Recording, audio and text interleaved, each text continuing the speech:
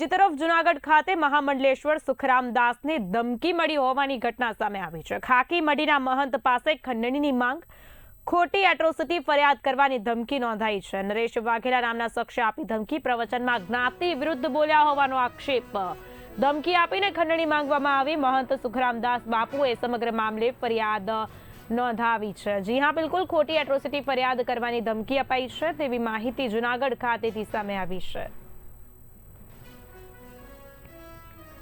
થોડા દિવસ પહેલા 16/1/2026 ના રોજ મને ધમકી ભર્યો એક ફોન આવેલા અને ફોન કરીને મને કહ્યું કે હું આ જ્ઞાતિના પ્રમુખ બોલું છું, તમે આવીને મને બેવટ કરો, ખંડની પૈસા આપો તો હું તમારા ઉપર એટ્રોસિટીના કેસ નહીં કરીશ, બાકી હું તમારા ઉપર કેસ કરીશ।